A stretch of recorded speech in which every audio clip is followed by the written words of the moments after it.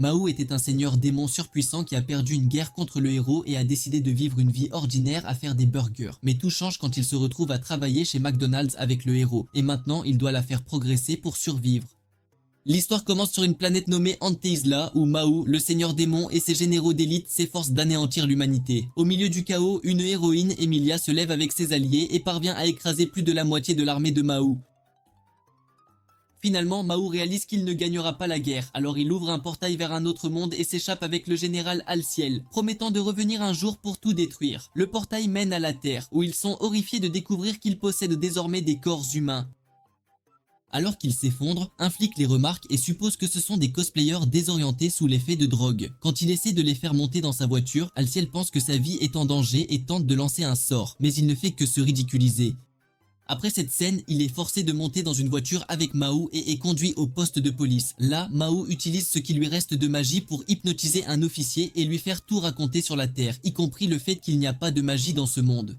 Ensuite, ils quittent le poste de police et Mao décide qu'ils suivront les règles de ce monde jusqu'à ce qu'ils trouvent une solution. Les jours suivants, ils créent des comptes bancaires et trouvent même un appartement, mais ils réalisent aussi que la vie est bien plus dure sur Terre et qu'ils devront gagner de l'argent pour survivre. Quelques jours plus tard, Mao décroche un emploi chez McDonald's, mais il utilise la majeure partie de ses gains pour acheter des appareils ménagers et un vélo, ce qui les laisse de nouveau sans le sou. En conséquence, Alciel commence à se plaindre comme une femme au foyer en colère. Alors Mao s'élance hors de la pièce et se rend à vélo à son nouveau lieu de travail. En chemin, il commence à pleuvoir, alors il agit en gentleman et donne son parapluie à une jolie fille trempée. Au travail, Mao fait un excellent travail en servant les clients et s'efforce d'augmenter sa productivité, si bien que sa patronne, Kisaki, décide de le nommer employé à temps plein.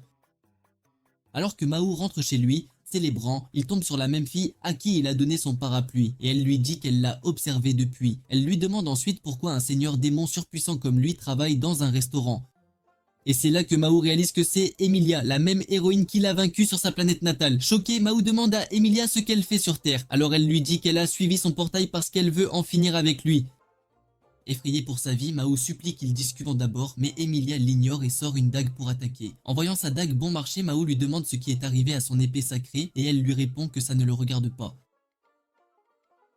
Sa réponse lui donne l'indice qu'elle a perdu ses pouvoirs, mais quand il le lui fait remarquer, elle lui répond en se moquant de lui pour le peu de magie qu'il lui reste. Elle suppose alors qu'il sera facile à éliminer et le charge pour se battre. Mais la chose suivante qu'elle sait, c'est qu'elle est au poste de police devant un officier qui pense qu'elle a une querelle d'amoureux avec Mao. Cette supposition met Emilia en colère, et elle s'en prend à l'officier disant qu'elle préférerait sortir avec une chèvre si les hommes étaient rares.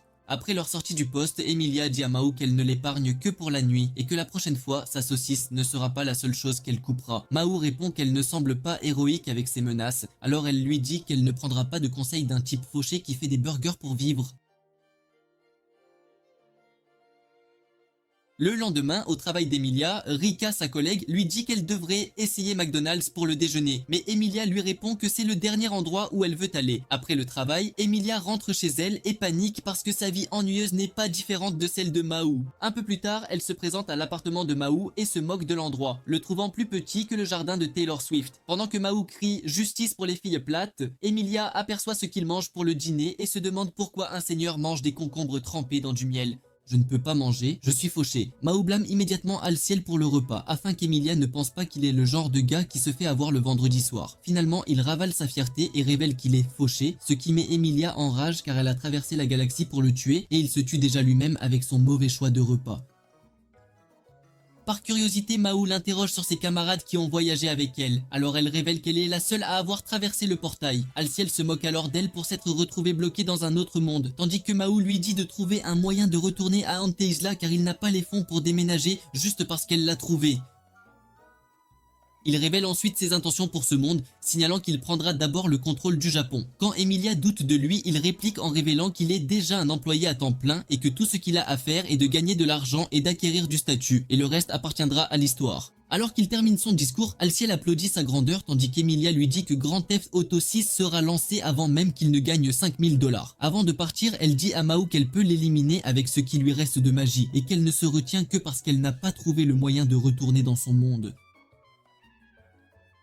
Le lendemain, après qu'Emilia soit rentrée du travail, elle espionne l'appartement de Mao car elle ne croit pas à son numéro de vie dans la pauvreté. Bientôt, Alciel et Mao quittent l'appartement en hâte et Emilia les entend dire qu'ils veulent prendre un bain sanglant.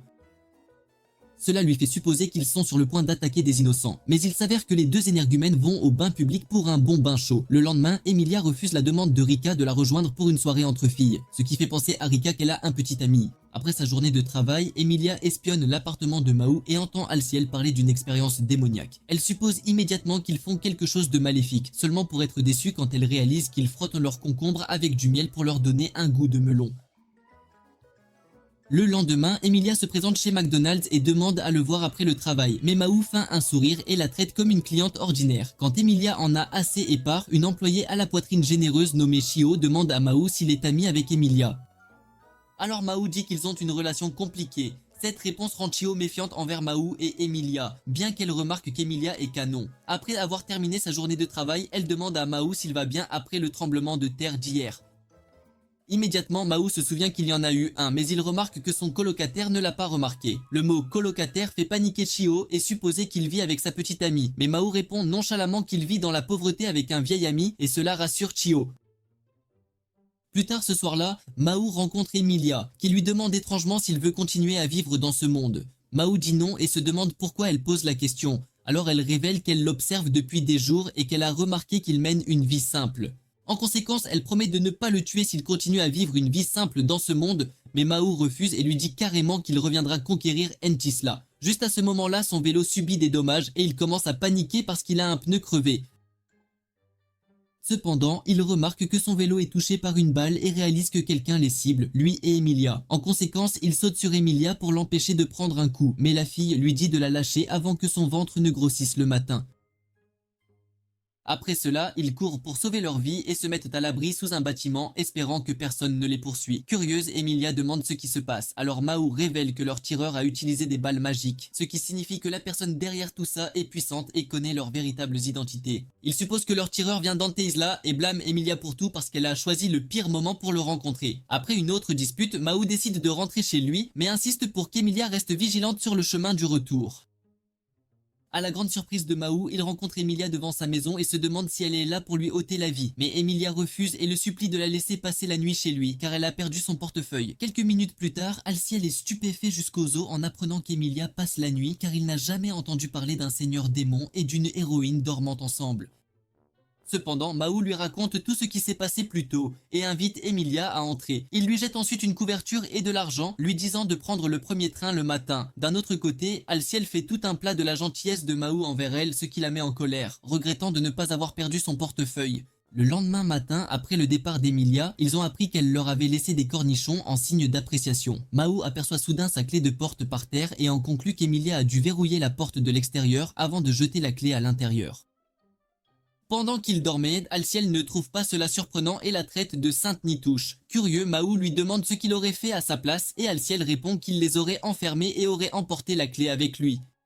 Après l'avoir écouté, Mahou le traite de diabolique et Alciel dit qu'il est un démon après tout. Quand Emilia rentre chez elle, elle prend un bon bain et essaie d'oublier l'humiliation qu'elle a subie en passant la nuit chez Mahou. Après s'être rafraîchie, elle allume la télévision et voit que l'incident de la nuit précédente est diffusé aux informations. Alors que la police délimite la scène de crime avec du ruban, le journaliste annonce qu'il recherche le propriétaire du vélo. À sa surprise, elle aperçoit Mahou et Alciel là-bas, alors elle les traite d'idiots tout en disant que ça n'a rien à voir avec elle. La police commence à soupçonner que les derniers cambriolages en ville sont liés à cet incident. Pendant ce temps, chez Chiho, la mère de Chiho, qui entend les nouvelles, demande à sa fille si l'endroit n'était pas près de son lieu de travail. Mais la tête en l'air, qui est dans la lune, continue de jouer avec son téléphone. Chiho relit le message qu'elle avait envoyé à Mahou concernant leur rencontre, car elle peut prédire le prochain tremblement de terre. Elle reçoit soudain un message de lui, l'informant qu'il la rencontrera après le travail. Alors elle commence à agir de manière délirante comme une fille d'une chanson de Disney. Plus tard ce jour-là, au lieu de travail d'Emilia, sa collègue persistante lui demande de la rejoindre pour le déjeuner. Emilia refuse, mais cette fois avec une excuse valable qui concernait son sac à main manquant. Emilia continue son travail, mais elle reçoit un appel anonyme qui lui est destiné. La personne au bout du fil la connaît en tant qu'héroïne et connaît aussi Mahou. Il promet de se débarrasser d'eux dans l'intérêt d'Anteisla. Elle est effrayée par ce type et se demande qui il est. Alors qu'elle essaie de réprimer ses émotions, l'étrange individu au téléphone lui dit qu'il la verra bientôt avant de raccrocher. Emilia panique comme une fille, mais se corrige vite en agissant comme si elle s'adressait à un client. Elle note qu'il ressemble à un général démon et se demande s'il en reste après Alciel. Elle décide ensuite de déjeuner avec sa collègue curieuse, mais avant qu'elle ne puisse s'y mettre, Emilia reçoit un appel de la police. Quelques instants plus tard, elle se porte garante pour les démons embêtants au poste de police et se met en colère contre eux pour avoir choisi de l'impliquer dans leur désordre. Elle leur demande pourquoi et ils expliquent avec un visage impassible que c'est leur travail de lui causer des ennuis puisqu'elle est l'héroïne. Alciel lui rappelle qu'elle devrait connaître sa place car ils lui ont montré de la gentillesse. Agacée, Emilia leur crie dessus parce qu'ils n'ont rien dans leur frigo malgré leur prétention de lui montrer de l'hospitalité. Elle dit ensuite à Mahou que quelqu'un les cible et qu'il ferait mieux de rester en vie jusqu'à ce qu'elle l'élimine.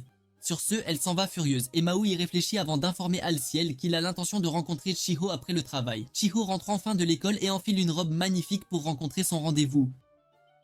Alciel d'un autre côté décide d'emmener son maître lui acheter de bons vêtements à porter, mais Mahou se plaint de ne pas pouvoir mettre ses vêtements habituels. Heureusement pour lui, son colocataire a vu beaucoup de shoujo et d'anime et il l'éduque sur la façon d'être un homme respectable.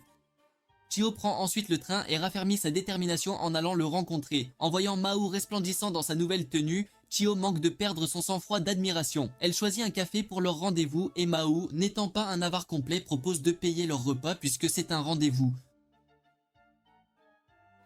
Chiho demande s'ils peuvent faire la chose la plus emblématique de tous les mangas Slice of Life. Alors ils se tiennent la main en se dirigeant vers leur destination. Par coïncidence, Emilia quitte le travail et aperçoit Alciel agissant comme un harceleur. Alors elle l'approche. Soudain, elle voit Mahou avec une jolie fille. Alors elle attrape Alciel, exigeant de savoir ce qu'ils veulent faire avec Chiho. Après s'être fait réprimander, Alciel déballe tout et dit à Emilia que Mahou est en rendez-vous avec elle. Emilia se demande comment Mahou a pu séduire une bombe, car il lui semble plutôt insignifiant. Elle jauge Chiho, et après avoir vu que ses seins sont petits, Emilia se défend en criant, contrairement à la citation d'un certain site web, que plus grand n'est pas toujours mieux. Elle sait au fond d'elle que Mahou perdra cette nuit-là. Toujours méfiante à propos des messages de Chiho sur les tremblements de terre, Emilia entre directement dans le café. Pendant ce temps, Chiho explique comment ses oreilles sifflent chaque fois qu'un tremblement de terre est sur le point de se produire. D'abord, elle a fait comme si de rien n'était, mais une fois, elle a entendu des voix dans sa chambre. Même si c'était dans une autre langue étrange, elle a tout compris. Pendant qu'elle parlait, Mahou a émis l'hypothèse que c'était peut-être un sonar magique utilisé pour les localiser, lui et Emilia. Il voit ensuite Emilia et Alciel entrer dans le café et manque de s'étouffer avec sa boisson. Il dit à Chiho qu'avertir les gens autour d'elle sera d'une grande aide. Alors qu'elle se sent rassurée, elle le remercie de croire en elle. Mais juste au moment où elle est sur le point de l'inviter, Emilia apparaît et accuse Mahou d'être un salaud. Chiho se fâche contre elle et lui demande pourquoi elle traîne toujours autour de lui. Elle en conclut qu'Emilia est l'ex de Mahou qui ne peut pas oublier le goût de sa saucisse. Mais Emilia s'enflamme et elle commence à se crier dessus. Alors que Mahou essaie de les calmer, un grand tremblement de terre se produit. Il secoue le sol et toute la pièce s'effondre. Heureusement pour les filles, elles ne sont pas blessées. Chiho commence alors à s'inquiéter pour Mahou, mais Emilia lui dit de ne pas le faire.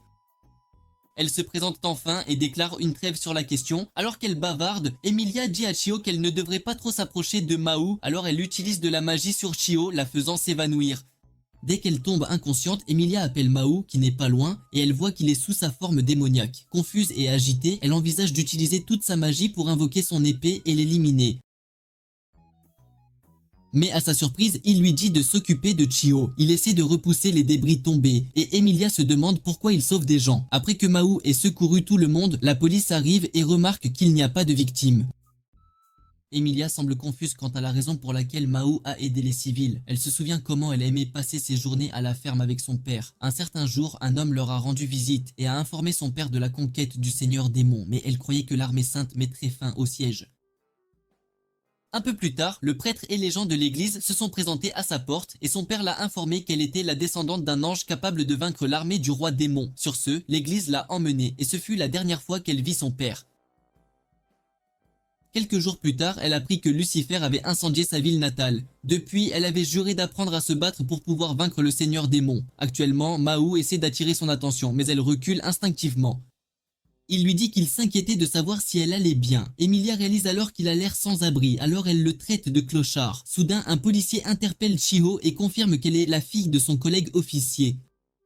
Ce faisant, Mahou réalise que c'était son père sur qui il avait utilisé de la magie lors de son arrivée dans ce monde. Il la laisse ensuite à sa demande pour que son père ne découvre pas ses déplacements. Il informe plus tard Emilia de l'illusion qu'il a placée sur le père de Chiho à son arrivée au Japon et il pense que cela résonne en Chiho. Mahou lui dit ensuite que le tremblement de terre n'était pas une coïncidence, mais une attaque planifiée par leur ennemi. Mahou en conclut que l'ennemi était proche et ne pouvait pas utiliser la même magie car il commençait à retrouver ses pouvoirs. Quand Emilia insiste pour savoir qui est l'ennemi, Rika l'appelle, alors Emilia va la rejoindre. Après son départ, Alciel se prosterne devant Mahou, le suppliant car il s'est défilé quand on avait le plus besoin de lui. Mahou ne considère pas cela comme un problème majeur. Plus tard cette nuit-là, Emilia passe la nuit chez Rika où elle est choyée. Rika dit à Emilia qu'on ne devrait pas être seul en de tels moments. Soudain, un appel arrive et Rika explique à ses proches qu'elle n'a pas été prise dans le tremblement de terre. Après l'appel, Rika révèle qu'elle vient d'une autre ville du Japon et a déjà vécu un terrible tremblement de terre. Rika n'explique pas davantage et dit à Emilia qu'elle a des choses dont elle ne peut pas parler même si on lui demande. Après avoir écouté Rika et se souvenant du cas de son père, Rika serre soudain Emilia dans ses bras et la remercie de ne pas avoir insisté. D'un autre côté, Alciel continue de s'excuser auprès de Mahou alors qu'ils rentrent chez eux. Ils sont ensuite arrêtés par un policier qui les conseille comme un oncle ivre. Pendant ce temps, Mahou devient méfiant. Quant à Emilia, elle se prépare à prendre son bain. Mais pendant ce temps, Rika l'interroge sur Mahou et en conclut qu'il est son petit ami. Emilia le nie avec véhémence, mais Rika qualifie Mahou de gentil garçon car elle peut dire qu'Emilia est proche de lui. Peu après, Emilia prend son bain et elle se sent anormalement chaude. À son insu, une plume blanche tombe dans la baignoire et se dissout. Le lendemain, elle se rend chez Mahou et lui tend une enveloppe. Au début, il est méfiant, mais quand elle mentionne que c'est l'argent qu'il lui a emprunté plus tôt, l'avare s'en empare et vérifie s'il est complet. Après cela, il lui demande pourquoi elle est chez lui, puisqu'elle avait promis de ne pas le déranger pendant un certain temps. Mais Emilia lui dit que leur contact est annulé puisqu'elle s'est portée garante pour lui. Inquiète, elle demande des nouvelles d'Alciel, et Mahou dit qu'Alciel va bien mais que son état mental est brisé. Mahou en retour lui demande si elle va bien, mais la rousse troublée lui demande s'il est son petit ami. Il la chasse, mais alors qu'elle s'en va furieuse, il la prévient de faire attention à tous les cauchemars de grand-mère. Malheureusement pour elle, elle tombe comme les tours jumelles. Quelques instants plus tard, Alciel la raille pour avoir terni le nom de son maître en perdant face aux escaliers. Il va ensuite chercher des bandages à la pharmacie la plus proche. Et Mahou essaie d'aider Emilia à soigner ses contusions, mais elle lui dit de rester à l'écart. Elle se fâche contre lui et lui demande pourquoi il est si gentil, puisqu'il est le seigneur démon qui a commis des choses viles par le passé. Elle le blâme pour la mort de son père, lui rappelant que son armée a brûlé le champ de son père et l'a éliminé. À sa surprise, Mahou s'excuse disant qu'il n'a jamais compris les gens. Alors qu'elle ouvre les vannes, Alciel et Chio entrent. Chio comprend immédiatement de travers et s'en va en larmes, ne laissant à Mahou aucune chance d'expliquer sa version. Par coïncidence, la propriétaire Mekiti voit Chio et conclut également que la situation est une querelle d'amoureux. Mekiti remet à Mahou une lettre de consentement, l'informant qu'elle aimerait rénover l'appartement en raison des tremblements de terre récurrents. Elle leur annonce qu'un autre événement est imminent et qu'elle tente de protéger la maison. Avant de s'en aller, elle leur révèle que Chio court vers la gare et presse Mahou d'assumer ses responsabilités, tandis que tous, dans la pièce, sont stupéfaits de découvrir que la propriétaire n'est pas une simple humaine. La terre se met à trembler de nouveau. Mais Kitty lui explique alors que Chio est la cible du sonar et elle l'exhorte à se hâter. Pendant ce temps, alors que les amis d'Emilia traversent le trou de verre menant au Japon, Chito, le cœur brisé, fond en larmes et tombe nez à nez avec un jeune homme à l'allure plutôt émo. Le jeune homme lui révèle alors qu'il souhaite se repaître de son envie et de son profond désespoir envers Mahou et Emilia. Soudain, l'adolescent à l'allure émo déploie d'immenses ailes sombres et anéantit un bâtiment tout entier. Lorsque Mahou arrive sur les lieux, il comprend que la personne qui vole n'est autre que Lucifer, l'un de ses 4 généraux, qui s'adresse alors à Emilia et Mahou. Emilia s'interroge, se demandant bien pourquoi Lucifer est toujours en vie, car elle se souvient parfaitement l'avoir transpercé de sa sainte épée. Mahou s'adresse à Lucifer et lui affirme qu'il ne serait absolument pas là sans l'intervention d'une autre personne. Il presse alors cette personne de se manifester. Soudain, Orba, un membre de l'équipe des héros, se dévoile. Perplexe, Emilia lui demande pourquoi il l'a trahi, mais Mahou, lui, raconte précisément les événements, comme s'il lisait un scénario de film des plus génériques. Tandis qu'une tension palpable règne dans l'atmosphère, Alcil s'emporte contre Mahou, furieux qu'il ait dépassé le budget en dilapidant leurs économies durement acquises pour des films. Mahou tente de se justifier, mais Lucifer sans hésiter abat Alcil d'un puissant rayon. Malgré ses graves blessures, Alcil, avec une détermination surprenante, intime à Mahou de ne regarder des films que lors des promotions mensuelles, afin de réduire drastiquement les dépenses. Aussitôt, Lucifer déploie des cercles magiques et fait pleuvoir une grêle de balles enchantées sur eux, mais Mahou érige un bouclier pour les protéger un court instant. Ensuite, il tourne les talons, se servant des débris pour creuser l'écart entre eux et Lucifer.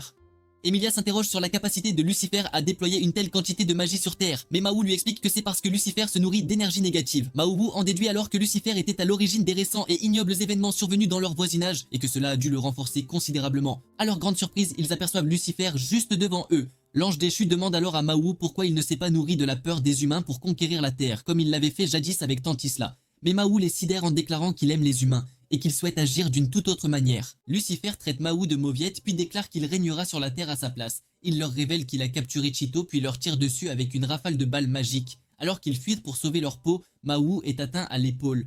Il se lamente sur la fragilité du corps humain. Soudain, Orba lui tire dans la jambe avec un Glock, entravant ainsi ses mouvements. Mahou saisit alors Emilia et se téléporte avec elle. Ils atterrissent dans une gare bondée de monde, et Emilia réprimande vertement Mahou, le traitant de parfait imbécile. Lucifer arrive peu après et transperce son maître, le rendant transparent. Il lâche ensuite Chio au sol, mais Emilia se blesse en s'interposant pour éviter que Chio ne finisse en purée de fromage. Lucifer détruit alors le pont dans l'intention d'écraser tout le monde. Mais à sa grande surprise, sa puissance ne s'accroît pas. Au contraire, Mahou apparaît, l'air incroyablement musclé, et il soulève le pont brisé par télékinésie. Contrairement à son allure imposante, le pathétique seigneur démon supplie le héros de s'éloigner du pont, car il est bien trop lourd pour lui. Emilia comprend alors qu'il les a téléportés délibérément afin de se repaître des craintes de la foule. Shiho ouvre les yeux et découvre que le charmant et bienveillant Mahou s'est métamorphosé en un véritable homme musclé, digne d'un héros de la Seconde Guerre mondiale. Emilia dégaine soudainement sa sainte épée et entame la transformation de son pouvoir Rangir. Mahou projette alors un champ magique tout autour, plongeant tous les humains dans un profond sommeil, permettant ainsi à Emilia de se déchaîner sans retenue contre Lucifer. Elle s'envole et affronte l'ange déchu, mais celui-ci la surpasse en puissance. À sa grande surprise, Alcil vient à son secours, affichant un air des plus suffisants. Il lui explique que Mahou l'avait sauvé à l'époque, mais qu'étant donné qu'il est tout à fait naturel pour un méchant de porter une cape, il avait dû aller chercher la sienne. Orba tente alors une attaque sournoise contre lui, mais Emilia fait tomber son Glock. Lucifer presse ensuite l'idiot chauve d'utiliser sa magie au combat, sans quoi il serait perdu. Immédiatement, une bataille d'une intensité folle éclate, et Ma observe la scène, tel un pathétique personnage secondaire. Shigo peine à assimiler ce qui se déroule avec son minuscule cerveau, qui ne parvient pas à suivre. Frustré, Mahou dépose délicatement le pont et décide de se joindre à la mêlée. Le vieil homme chauve tente de l'attaquer, mais Mahou, d'un simple regard perçant, le met hors de combat. Lucifer tente également une attaque de suivi, mais Mahou, d'un pas éclair, se matérialise devant lui et demande à Lucifer s'il a bien prié aujourd'hui. Immédiatement après, il assène à Lucifer un coup si puissant qu'il pourrait éclipser le soleil, mettant ainsi un terme définitif à la bataille. Quelques instants plus tard, Mahou a l'air d'avoir eu une rencontre des plus désagréables avec des usuriers. Tandis que Cheeto s'interroge sur leur identité, ils se présentent comme des individus venus d'un autre monde. Emilia précise alors à Cheeto qu'il n'y a absolument rien entre elle et Mahou. Elle demande ensuite à Mahou s'il compte retourner dans l'autre monde, maintenant qu'il a retrouvé ses pouvoirs. Mais Mahou répond qu'il a de nombreuses heures de travail ce mois-ci. Lucifer, qui était resté en retrait, s'enquiert de son propre sort. Et Emilia, curieuse de savoir comment il l'avait contacté, l'interroge à ce sujet. À sa grande surprise, Lucifer sort son portefeuille. Dégoûté, Ma le frappe violemment pour être tombé si bas. Tandis que cette petite agitation se poursuit, les amis d'Emilia surgissent d'un portail et se précipitent pour la retrouver. Quelques instants plus tard, le groupe du héros se rend chez Mahou, suivant ses indications. En arrivant sur place, les nouveaux venus sont complètement déconcertés par l'habitation de Mahou. Pendant ce temps, Mahou utilise sa magie pour restaurer la ville et lui rendre son aspect habituel. Dans son appartement, les amis d'Emilia expliquent que les sonars qu'ils utilisent pour localiser Mahou sont à l'origine du tremblement de terre. Shiho demande alors pourquoi elle peut les entendre, et ils lui révèlent que l'appareil a été conçu pour agir sur les personnes qui pensent constamment au Seigneur Démon. Elle rougit intensément, réalisant à quel point elle s'était piégée en posant cette question. Le lendemain, alors que le groupe d'Emilia se prépare à prendre le départ, il lui demande de les rejoindre le plus tôt possible. Le groupe s'interroge alors si Mahou est réellement le roi démon compte tenu de ses actions qui ont tout résolu sans la moindre victime.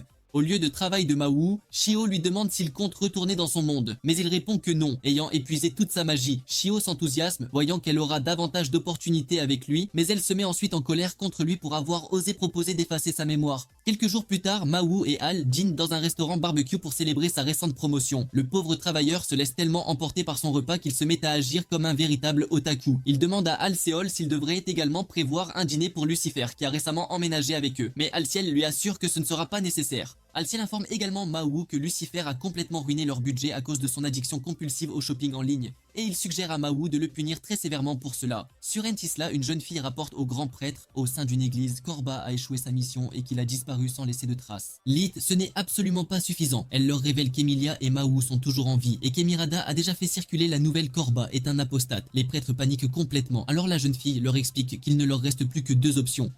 Soit ils confirment à tout le monde qu'Orba est un apostate, soit ils éliminent Emilia, Emirada et Albert. De retour au Japon, Mahou et Alcil rentrent chez eux et offrent à Lucifer un petit bol de porc, mais ce bâtard ingrat s'en plaint amèrement avec une grande aigreur.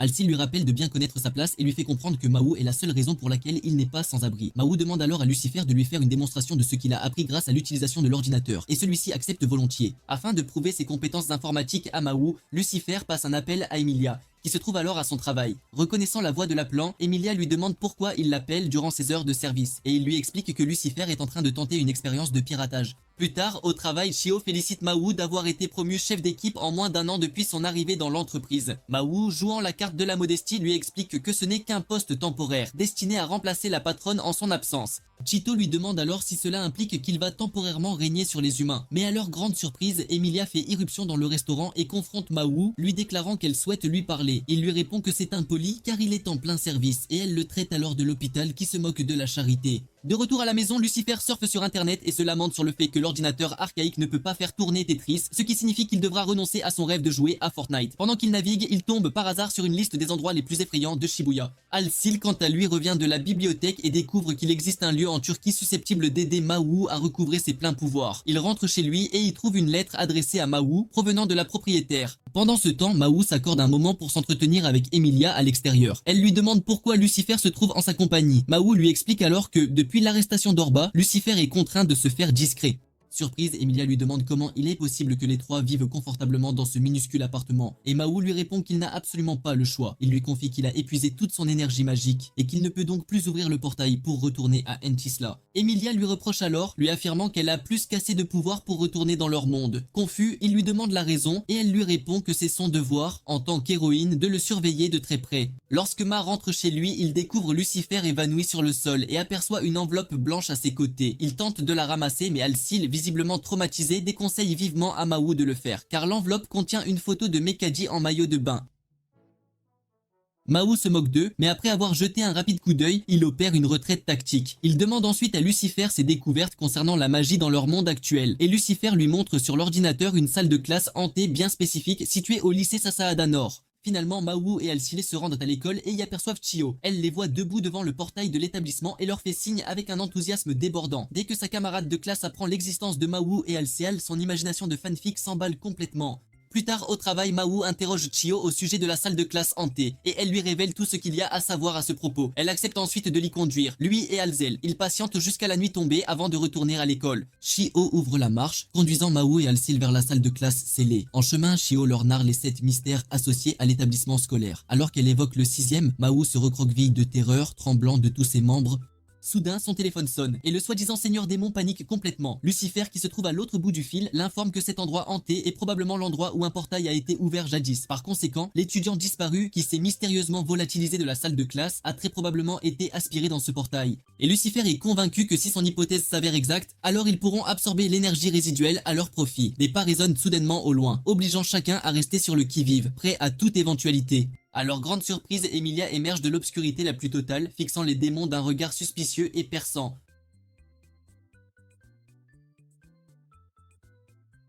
Quelque temps après, Chio la met au courant de la situation et Emilia se joint à eux. À l'insu du groupe, ils sont observés de loin par une personne tapie à l'intérieur de la vieille école. En arrivant à la salle de classe, Al-Sil remarque que l'endroit a été visité et évalué très fréquemment. Ils entrent et constatent que l'endroit est jonché d'emballages de nourriture et d'une console de jeu. Lucifer les contacte alors et révèle à contre-cœur que lui et Orba étaient ceux qui y résidaient, étant donné qu'ils étaient sans domicile fixe. Il tente ensuite de les convaincre de lui rapporter sa console de jeu. Réalisant qu'ils ont été manipulés, il quitte le bâtiment empli de déception. Mais en sortant, Chio remarque un emballage doux boudin. Le lendemain, au travail, Mawu aperçoit une enveloppe posée sur la table. Il jette un rapide coup d'œil à l'image qu'elle contient et s'évanouit instantanément. La nuit suivante, Mawu rentre chez lui après le travail et découvre une jeune fille vêtue d'un kimono accroupie devant sa porte. Il lui demande qui elle est, mais elle trébuche et dévale les escaliers avant même de pouvoir lui répondre. Le lendemain matin, tandis que Mawu et Al-Sil prennent leur petit déjeuner, ils entendent frapper à la porte. Se demandant avec curiosité qui cela pouvait bien être, ils ouvrent la porte pour découvrir Suzuno Kamizuki, la jeune fille qui avait chuté dans les escaliers de l'immeuble la veille. Suzuno se présente comme leur nouvelle voisine et s'excuse pour le dérangement qu'elle a pu causer la veille. Elle leur offre une boîte de nouilles en signe de sa gratitude. Al-Sil se présente comme un ami de Mawu et Suzuno lui explique que la propriétaire l'avait déjà mise au courant à leur sujet, lui conseillant de se tourner vers eux en cas de difficulté. Elle remarque Lucifer tranquillement assis dans l'appartement, l'air parfaitement indifférent. Mawu le présente comme leur troisième colocataire, qui les parasite tel un reclus méticuleux. Suzuno lui adresse ses salutations avant de prendre congé, avec une certaine politesse. Pendant ce temps, Emilia reçoit un colis d'Emirata, et elle l'appelle aussitôt pour en connaître la raison. Emirata lui explique que la boîte renferme un pouvoir sacré, qu'elle a transformé en boisson énergisante afin que cela ne paraisse pas suspect au Japon. Elle explique à Emilia qu'elle peut restaurer son pouvoir sacré en les consommant, et la met spécifiquement en garde d'être très attentive au dosage. Et Mirada lui donne des instructions strictes de ne pas dépasser la dose de 2 bouteilles par jour, afin de ne pas subir d'effets secondaires indésirables, puis elle raccroche. Sous un soleil de plomb, Emilia se rend à l'appartement de Maou pour prendre de ses nouvelles. Elle remarque soudain une jeune fille en kimono aidant Lucifer avec sa lessive, et Emilia en conclut que le producteur de l'émission souhaite lui ravir sa place de meilleure fille. Poussée par la curiosité, elle se faufile discrètement dans leur immeuble et observe Suzuno enseigner à Lucifer quelques compétences essentielles pour la survie domestique. Pendant que Suzuno prépare le repas, elle constate qu'il n'y a plus de gingembre et elle part donc en chercher dans son propre appartement. En entendant cela, Emilia, qui était en train d'écouter aux portes depuis le couloir, s'enfuit précipitamment mais est à nouveau victime de son pire cauchemar. Lorsqu'elle ouvre les yeux, elle réalise que Maou l'avait rattrapée en plein vol, avec une agilité surprenante. Plutôt que d'être reconnaissante, elle lui assène un violent coup au visage. Quelque temps après, Suzuno s'excuse auprès d'Emilia de l'avoir effrayée en ouvrant la porte de manière si soudaine. Emilia lui répond de ne pas s'en faire, affirmant que c'est sa propre faute d'être tombée dès le départ. Maou, quant à lui, se moque d'elle, se demandant si elle peut encore se prétendre héroïne si elle continue de chuter si aisément dans les escaliers. Lucifer, qui s'était affairé à ramasser les affaires d'Emilia éparpillées suite à sa chute, entre et les lui tend avec une certaine diligence. Il remarque les boissons énergisantes parmi ses affaires et demande avec curiosité ce que c'est. Mais Emilia change rapidement de sujet, ne souhaitant pas s'expliquer. Suzuno se présente alors formellement à Emilia, lui expliquant qu'elle a emménagé dans les appartements adjacents il y a tout juste une semaine.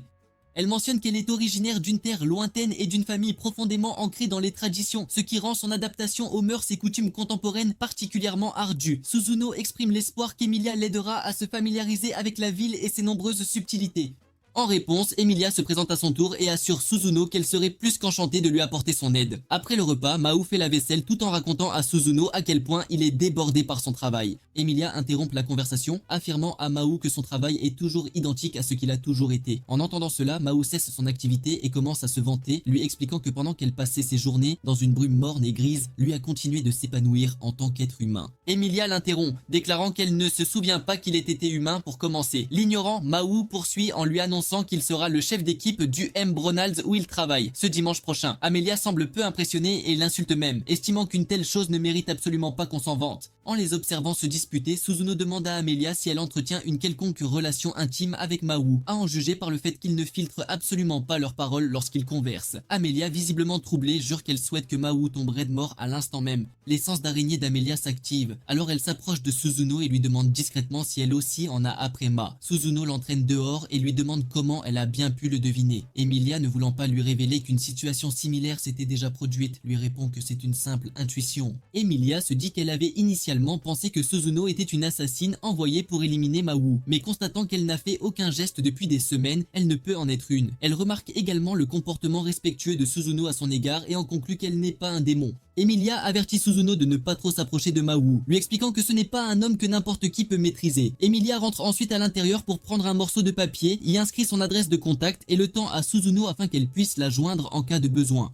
Suzuno apprécie grandement ce geste tandis qu'Emilia prend congé. Elle chute une fois de plus dans les escaliers mais parvient heureusement à s'accrocher à la corniche. Le lendemain matin, alors que Maou se dirige vers son travail, Suzuno lui tend une boîte à lunch. Pendant sa pause, Maou converse avec son patron et juste après, il sort sa boîte à lunch. Chio trouve cela étrange qu'il ait apporté son déjeuner, mais dès qu'elle apprend que sa voisine l'a préparé pour lui, elle s'emporte contre lui et lui intime d'ouvrir la boîte.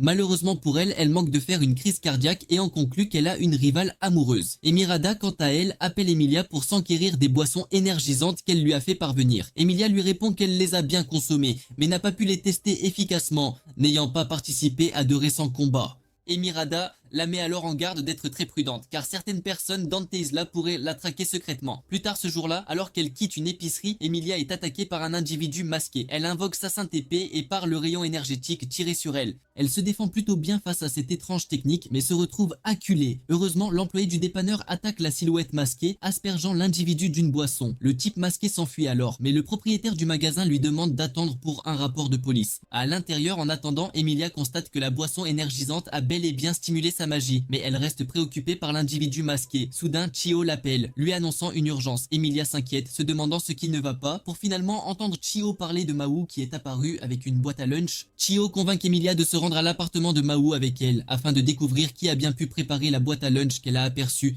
avec lui au travail l'autre jour. Sous ce prétexte, elle apporte le déjeuner, espérant ainsi Maou, mais elle panique presque en voyant Suzuno nettoyer l'appartement de Maou. Chiho s'installe, impressionné et en même temps jalouse des talents de Suzuno. Tandis qu'ils se rassemblent tous autour de la table pour manger, Suzuno leur explique que la raison pour laquelle elle cuisine constamment est qu'elle n'a pas encore d'emploi et qu'elle tente ainsi de réduire ses dépenses alimentaires. Contrairement à un certain parasite parmi eux, Maou suggère alors à Suzuno de venir travailler au McDonald's avec lui et Chiho pour la toute première fois. Lucifer et Emilia sont du même avis, réalisant que Maou est en train de s'attirer des ennuis avec les femmes. Suzuno apprécie grandement son geste et accepte l'offre, expliquant à Chiho qu'elle pourrait avoir besoin de son aide pour s'y accoutumer. Alcil intervient et lui fait remarquer qu'en plus de trouver un emploi, elle aura besoin d'une assistance supplémentaire pour des éléments de base tels que les vêtements. Étant donné qu'elle ne possède que des tenues traditionnelles, Emilia suggère alors de l'aider à faire du shopping pour des vêtements. Pendant qu'Amelia et Suzuno partent faire leurs emplettes, Maou décide de raccompagner Chiho jusqu'à chez elle.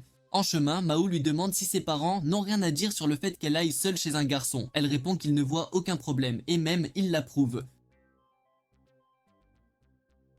Maou s'arrête et lui demande si ça ne la dérange pas qu'ils soient des démons d'un autre monde. Chiho admet qu'elle ne peut pas dire que ça ne la dérange pas, car Emilia lui a déjà donné une vague idée des choses qu'il a faites.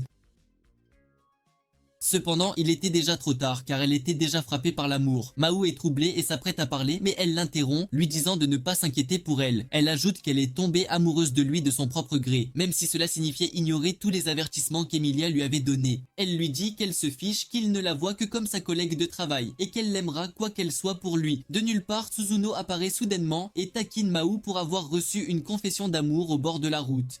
Cela trouble Chiho et elle s'éloigne en trombe avec son vélo. Laissant Maou seul, Suzuno lui demande ce que ça lui fait d'être tant aimé. Et il répond que Chiho a avoué si directement et clairement qu'il ne peut pas l'ignorer. De plus, comme ses parents lui font confiance, il doit être sincère. Suzuno prend ensuite congé pour rejoindre Emilia à la gare. Elle retrouve Emilia et est curieuse de monter dans un train. Une fois qu'elle avoue, Emilia lui demande comment elle est arrivée à Shinjuku.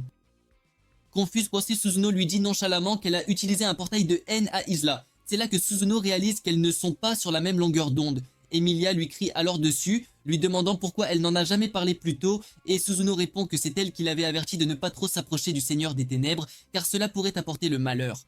Alors elle pensait qu'elle savait déjà. En retour, elle demande à Emilia ce qu'elle voulait dire quand elle lui a demandé si elle en voulait au Seigneur des Ténèbres au départ. Emilia est troublée et répond qu'elle pensait juste que Suzuno essayait de se rapprocher de lui.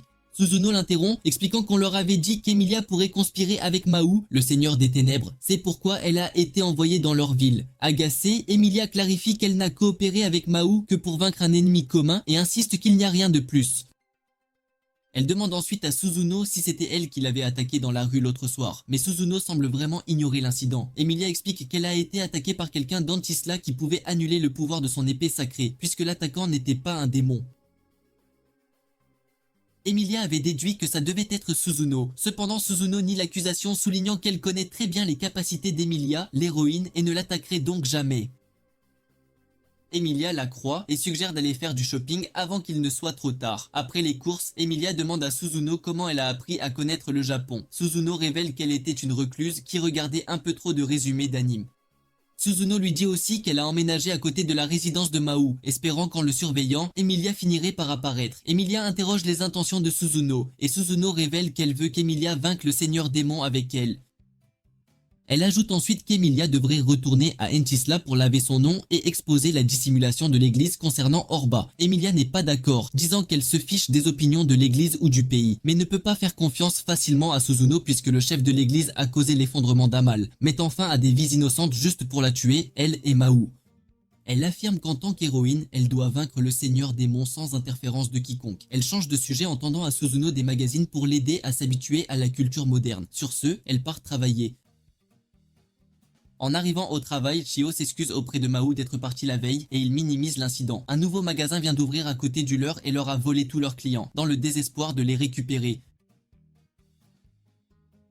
Kisaki donne à Maou la permission d'utiliser tous les moyens nécessaires pour récupérer leurs clients. Quelques minutes plus tard, un jeune homme aux cheveux bleus entre et demande à parler à la gérante. Maou lui dit qu'elle n'est pas disponible et qu'il devrait lui parler à sa place.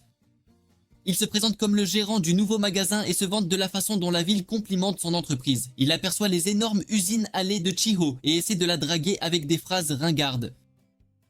Au lieu de cela, elle est effrayée par lui, alors Mao intervient. Après le départ de Saru, Mao calme Chio et lui dit qu'il a envoyé un espion pour vérifier l'entreprise de Saru. Le temps passe et les employés attendent sans arrêt mais ne reçoivent pas un seul client.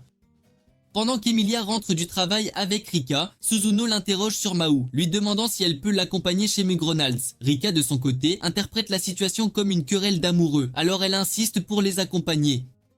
En arrivant chez McDonald's, la rue est animée à cause du festival Sasahata Tanabata. Déduisant que McDonald's doit actuellement perdre des clients, Rika suggère de se diriger vers le restaurant Kentucky Fried Chicken, nouvellement ouvert juste à côté. En faisant la queue au restaurant, Rika demande à Emilia et Suzuno de tout lui raconter sur Mao afin qu'elles aient plus d'indices pour résoudre leur conflit. Elles passent leur commande et Rika s'occupe de l'addition. Cependant, le serveur Saru la met mal à l'aise. Une fois leur commande reçue, elles s'installent à une table à l'étage. Pendant qu'elles mangent, Rika leur pose des questions sur leur possible relation avec Mao. Suzuno répond que Mao est simplement son nouveau voisin, avec qui elle s'entend bien, tandis qu'Emilia déclare que si elle était changée, elle tuerait Mao sans hésiter. Entendant la réponse, Rika dit à Emilia qu'elle n'est pas honnête, mais Emilia s'énerve et commence à lancer des insultes verbales à Mao. Alciel, qui était là depuis le début, la réprimande pour ses mauvais propos contre son maître. De retour chez Ronalds, Mao se demande pourquoi Alciel met tant de temps à revenir. Il se souvient avoir demandé à Alciel d'aller en mission de reconnaissance au Kentucky Fried Chicken pour découvrir leurs forces et faiblesses. Alciel était contre l'idée à cause de leur situation financière, mais Mao l'avait convaincu, affirmant que c'était une exigence pour améliorer son ascension sociale. Interrompant ses pensées, Chio s'approche de Mao et l'informe qu'elle et les autres employés ont terminé toutes les tâches requises. Mao jette un coup d'œil autour du restaurant et voit le reste des employés l'air abattu. Il comprend leur situation difficile puisque le festival Sasahata Tanabata qui augmentait leurs ventes était en cours et pas un seul client n'était entré dans leur restaurant. Chio lui suggère de se tenir dehors et d'essayer d'attirer l'attention d'un client, mais il n'est pas d'accord avec elle, réfléchissant à comment remonter le moral des employés. Il leur fait un bref discours de motivation et leur demande de se tenir fiers car les marées favorisant actuellement leurs ennemis sont vouées à tourner en leur faveur bientôt. Il utilise ensuite ce même enthousiasme pour les faire des tâches de nettoyage autour du restaurant. De retour au restaurant, Alciel s'approche de la table d'Emilia pour dissiper les calomnies proférées contre son maître. Pendant qu'il se vante de Mao, Emilia le convainc de les rejoindre en proposant de payer tout ce qu'il commande, et il accepte instantanément. Confuse quant à l'identité de cet homme étrange, Rika demande à Emilia si elles sont toutes deux amies, et elle le nie catégoriquement. Alciel se présente ensuite à Rika, et elle l'interroge sur le malentendu concernant Emilia qui essaie d'éloigner les gens de Mao. Alciel commence alors à expliquer son passé fictif avec Mao, où il possédait une entreprise spécialisée dans l'utilisation des terres et la gestion du personnel. Il ajoute qu'Emilia travaillait pour une entreprise rivale à cette époque. Il poursuit son histoire, déclarant que leurs entreprises étant rivales, ils s'étaient retrouvés dans différentes situations où ils devaient rivaliser avec Emilia pour certains emplois. Il ajoute également qu'Emilia était douée dans ce qu'elle faisait et avait fini par les battre lors des concours d'embauche, de sorte que leur entreprise a commencé à décliner jusqu'à ce qu'ils fassent faillite et perdent leur emploi. Il ajoute qu'Emilia a dû avoir pitié d'eux, compte tenu de leur histoire d'anciens rivaux. C'est pourquoi elle vient les voir de temps en temps. Rika est touchée par l'histoire, qu'elle compare à celle de la petite usine que sa famille dirigeait autrefois. Elle lui offre quelques mots d'encouragement et il la remercie profondément. Contrairement à ce qu'Emilia attendait, toute l'histoire finit par rendre Rika plus désireuse de rencontrer Mao. Elle demande à Alciel de l'emmener le voir et il accepte en échange qu'Emilia achète les desserts et salades du restaurant qu'il avait déjà gagné. Chez McDonald's, Alciel raconte à Mao toutes ses découvertes sur le restaurant de poulet frit avant de commander le dîner pour lui et Lucifer pour la nuit. Après avoir reçu sa commande, Alciel rentre chez lui, laissant les trois filles au restaurant.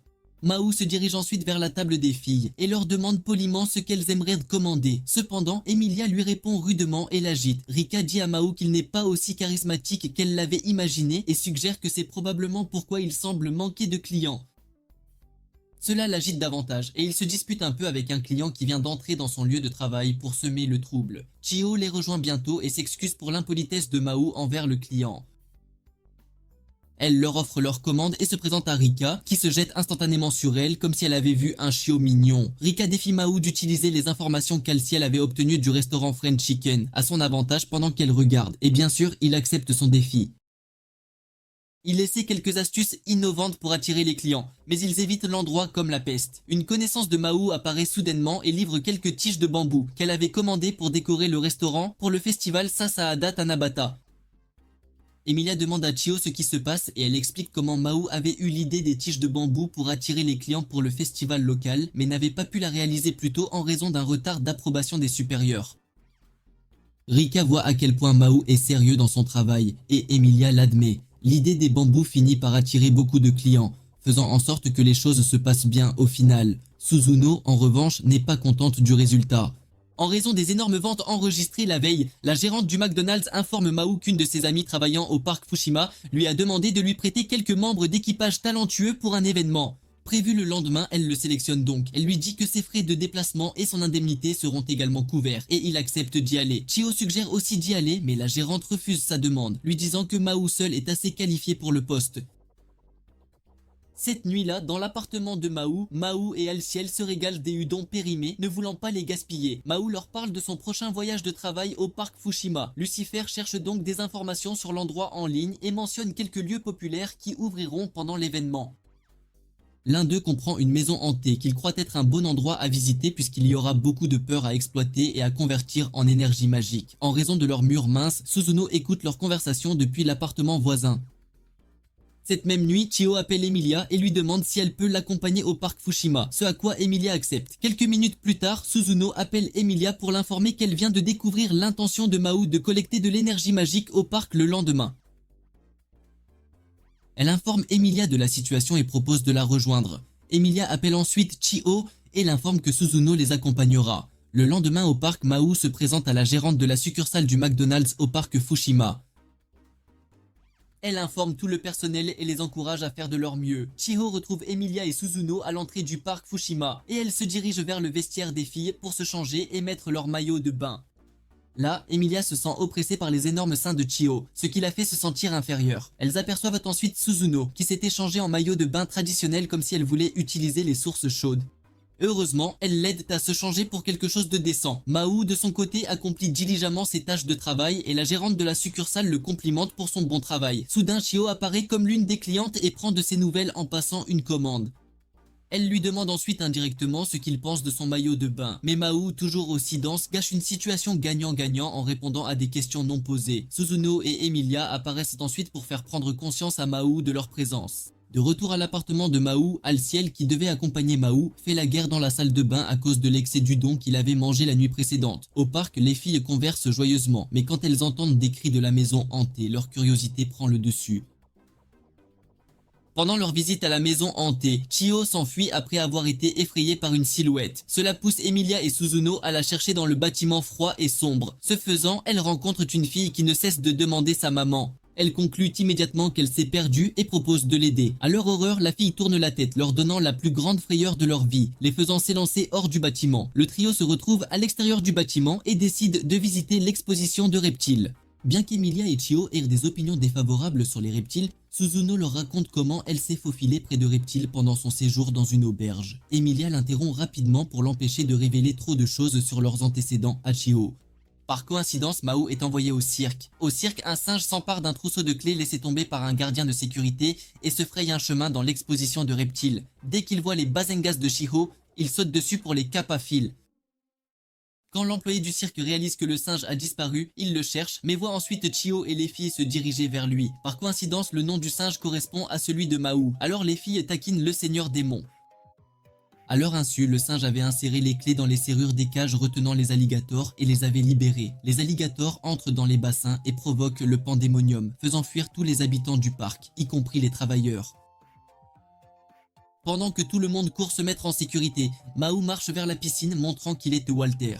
Il absorbe la peur des gens et utilise ensuite sa magie pour apprivoiser les créatures. Encore une fois, Suzuno le regarde avec colère et confusion, se demandant pourquoi il n'a pas utilisé la peur pour semer le chaos. Plus tard ce jour-là, le groupe d'Emilia prend le train pour rentrer chez lui et parle des événements mouvementés qui ont eu lieu. Alors que Chio compte ses bénédictions parce que personne n'a été blessé et qu'elles se sont amusées, Emilia remarque que Suzuno était troublé. Plus tard cette nuit-là, Chio et Suzuno se séparent d'Emilia. Alors qu'elle rentre chez elle, Suzuno aperçoit un homme mystérieux dans l'ombre. Elle voit ensuite que c'est Saru et à sa surprise, il déploie des ailes avant de disparaître. Alciel continue de souffrir de ses problèmes de santé, alors Mahou prévoit de préparer le dîner. Au moment où il s'apprête à cuisiner, la sonnette retentit, indiquant une livraison. Plusieurs boîtes de souvenirs ont été envoyées par leur propriétaire d'Hawaï, qui exige qu'ils les vendent au bazar d'été dans le quartier commerçant.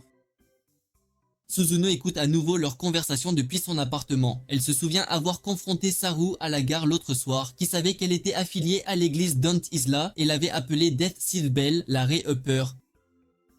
Suzuno se remémore l'époque où elle faisait encore partie de l'Inquisition, entendant un groupe d'hommes parler d'un ordre de chevaliers alliés renégats. À l'époque, Suzuno avait entendu comment ils avaient prévu de sacrifier un petit village à l'armée démoniaque et d'en rejeter la faute sur l'église pour ne pas avoir protégé le village. Alors elle est apparue et ils ont réalisé qu'elle avait empoisonné leur boisson. Après avoir accompli sa mission, elle a rencontré Alba, de la périphérie de la ville, qui lui a remis une autre liste de noms tout en lui disant de ne pas le questionner sur la manière dont l'église gère les affaires.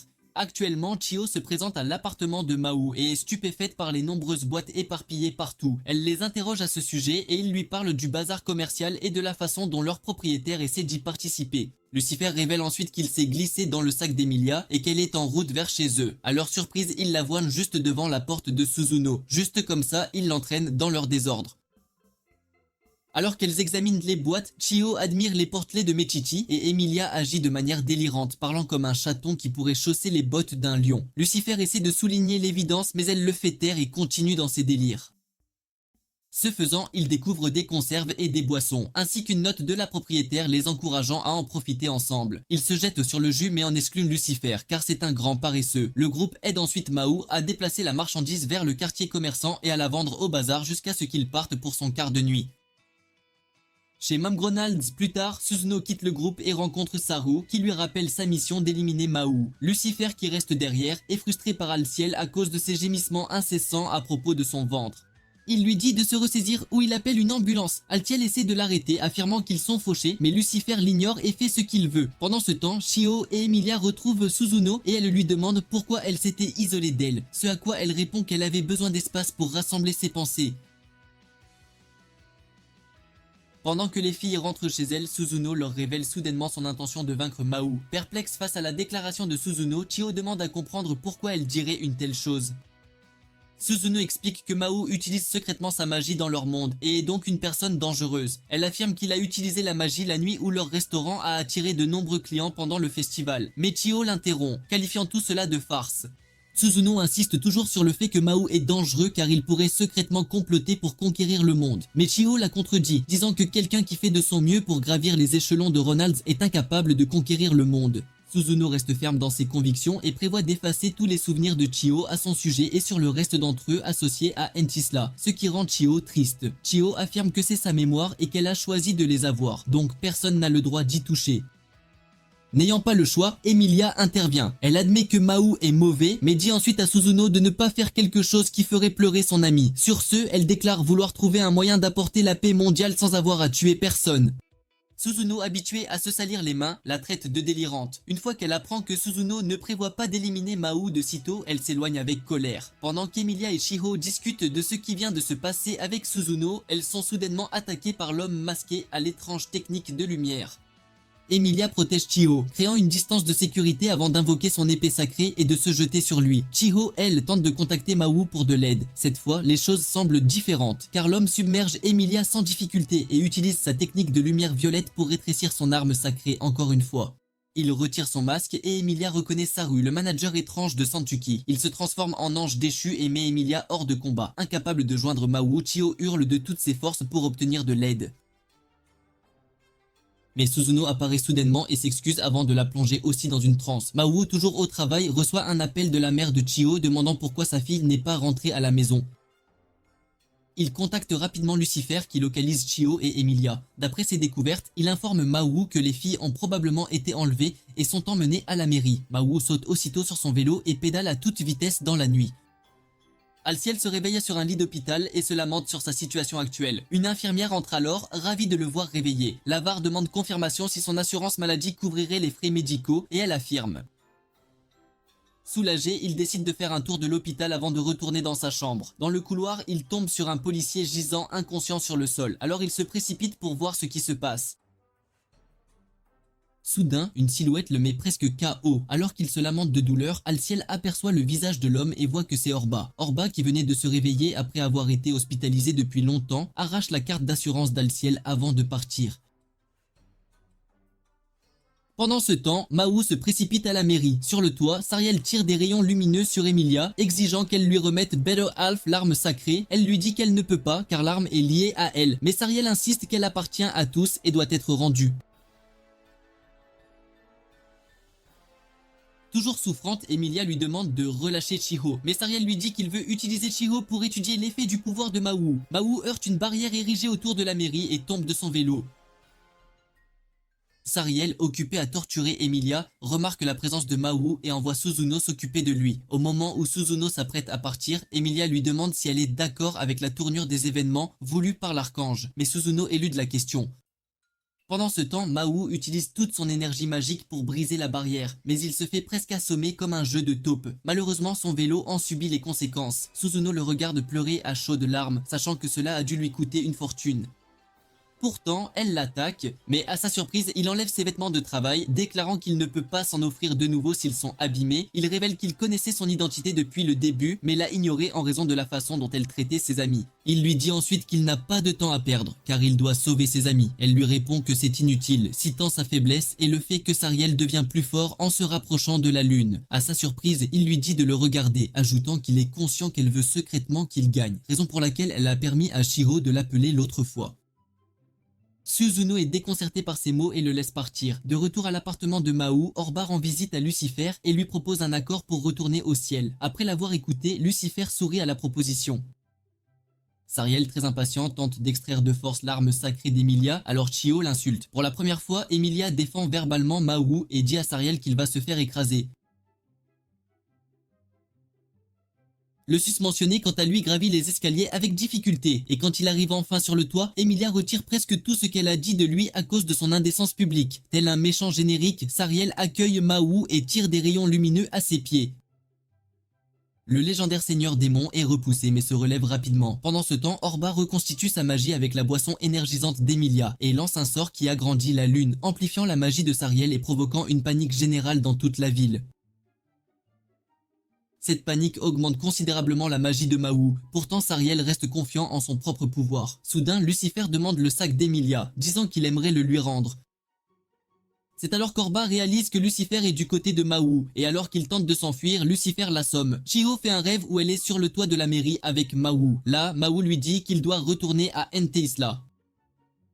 Elle le supplie de ne pas partir, mais après avoir vu à quel point il est déterminé, elle lui demande de l'emmener avec lui. Malgré sa supplique, il refuse, lui rappelant qu'ils viennent de mondes différents. Sur ce, il lui donne un baiser sur le front et marche vers un portail pour Enteisla. Chiho hurle son nom et se réveille en pleurant. Plus tard dans la journée, au travail, elle raconte son rêve à Mahou, et Mahou explique qu'il ne peut pas retourner à Enteisla car il a épuisé toute son énergie magique en essayant de nettoyer les dégâts causés dans les rues par la bataille de la veille.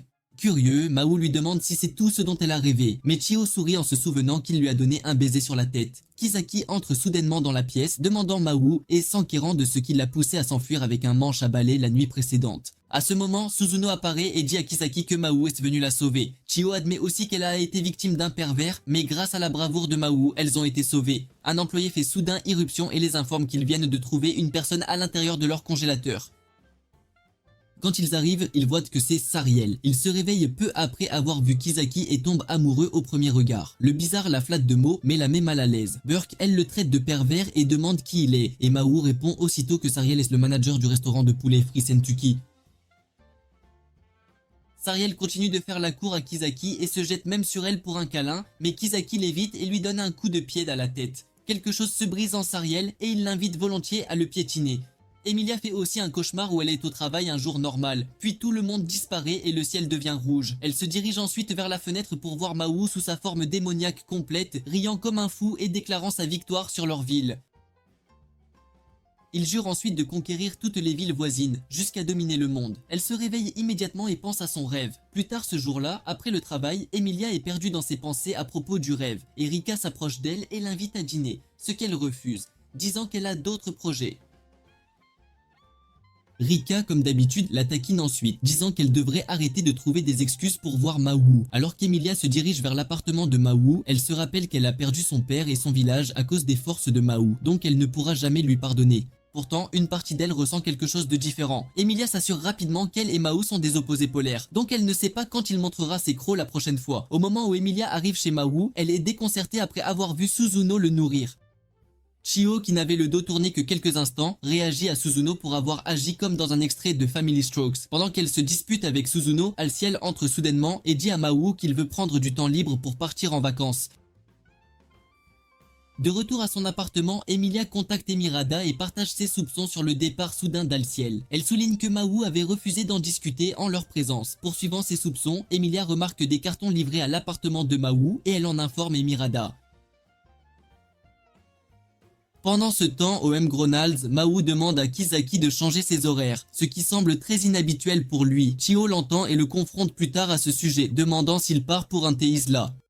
Mahou répète comme un disque rayé qu'il n'a pas la magie pour cela. Comme une femme au foyer curieuse, Chio insiste, mais Mahou refuse d'en dire plus. Le lendemain matin, Emilia et Chio sont déterminés à découvrir ce que Mahou prépare. Alors elles le suivent secrètement alors qu'il quitte son appartement et le suivent jusqu'à un chantier de construction. Au début, Emilia se demande si Mahou a commencé à construire son empire, mais elle rejette l'idée quand elle le voit rejoindre les ouvriers sur le chantier. Il les remarque et finit par expliquer sa situation. Mahou révèle qu'ils sont dans un besoin urgent d'argent, grâce à Lucifer qui a dépensé leurs économies en tracker qu'il avait mis dans leurs affaires. Surprise, Emilia et Chio trouvent le tracker et se mettent en colère. Mahou explique ensuite comment cela s'est avéré utile pendant l'incident de Sariel et que ce n'est pas entièrement une mauvaise chose. Il s'excuse aussi de ne pas s'être ouvert plus tôt, disant qu'il craignait qu'elle ne se sente redevable de l'aider après tout ce qu'il avait fait pour elle. Il ajoute que puisque le jour de paix n'est pas pour bientôt, il doit prendre un travail supplémentaire pour gagner de l'argent, notant qu'Alciel était parti faire de même ailleurs. Emilia l'interroge ensuite sur les cartons mystérieux qui ont été livrés à son appartement, mais Mahou n'en est pas conscient. Après le travail, ils retournent tous à son appartement et découvrent que Lucifer avait été victime d'une arnaque à l'achat, les mettant dans d'énormes dettes. Ils contactent l'entreprise associée à l'arnaque et tentent de retourner les articles, mais l'entreprise refuse. Agacés, ils visitent le bureau de l'entreprise et sont surpris d'apprendre qu'Alciel y travaille. Quand ils expliquent ce qui s'est passé, Alciel se sent désemparé d'avoir été dupé et compare son employeur au diable. Emilia lui dit de se ressaisir. Ils affrontent le propriétaire de l'entreprise, mais il insiste que le contrat avait été signé, donc c'était un accord mutuel. Il les intimide et les accule, les forçant à abandonner et à rentrer chez eux, abattus. En chemin, Emilia demande quel âge a Lucifer en année terrestre et une fois qu'elle voit qu'il est adulte, elle invoque la politique de délai de rétractation que les gardiens peuvent appliquer. Cela annule la dette et l'escroc est forcé de reprendre les cartons. Pour célébrer leur victoire, Mahou et Alciel s'offrent un bol du don. Ils reviennent sur le fait qu'Emilia les a sortis de leur pétrin et Mahou dit qu'il veut l'ajouter à sa légion, bien qu'Alciel le prenne comme une blague. Une nuit particulière, il pleut abondamment et Mahou est trempé car il n'a pas de parapluie. De nulle part, Emilia lui en tend un, lui rappelant qu'elle lui rend simplement l'appareil. Il l'accepte à contre-cœur, mais la remercie ensuite. C'est la fin de la vidéo d'aujourd'hui. Si vous êtes resté jusqu'à maintenant, commentez ci-dessous Mommy Milkers, laissez un like et abonnez-vous à la chaîne si vous voulez que je poste les chiots non scénarisés.